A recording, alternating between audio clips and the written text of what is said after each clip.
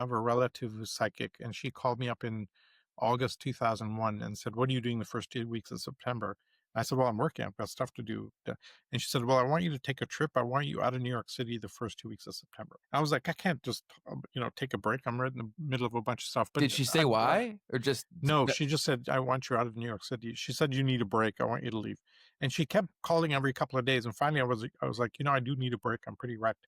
So I went to Switzerland to visit some friends of mine from India that were bringing the new baby to visit up there. So I went out there, and then I'm in Switzerland. 9/11 happens, and a couple of days after that, I look at my calendar and I noticed I had a meeting in the World Trade Center that Tuesday morning at 9 a.m., which I canceled to go on this trip. wow. So when I could get through, I asked this relative of mine, "Holy shit, did you know?" And she's like, "I knew something bad was going to happen. I knew you should not be there." And I've gone to enough psychics, and I went to one who was like ridiculously accurate. What you would do is you'd give them she'd give you a deck of playing cards, and you'd shuffle the deck and cut the deck and hand it back.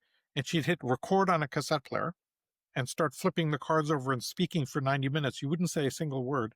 And after 90 minutes, she'd hit stop, hand you the cassette, and that was it. And she charged like $40 for this or something, right? And she was also freakishly accurate. And once I asked her, "How do you do this? Like, because you've got no information. I'm sitting here like a stone.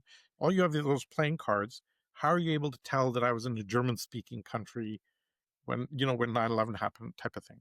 And she gave me the best metaphor I've heard for psychic phenomena. And she said, "Imagine you're driving a car down the road, and it's the road of your life, type of thing. And I'm sitting in the car with you when you come and see me. You can see 20 feet out the front of the car. For whatever reason, I can see a mile down the road.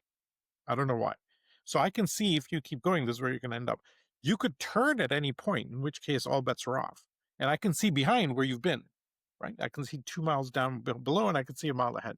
And I thought that was the best framing I've ever heard, where they kind of look at your energy or interpret stuff about you and come up with something. How they come up with specifics like I've seen, I don't know, because that's just a whole other level of surrealness. So you can't really take it for granted. You just kind of go, "Well, that's interesting. What do you do with that?" And you kind of go with it and see and keep an open mind and be evidentiary as it shows up.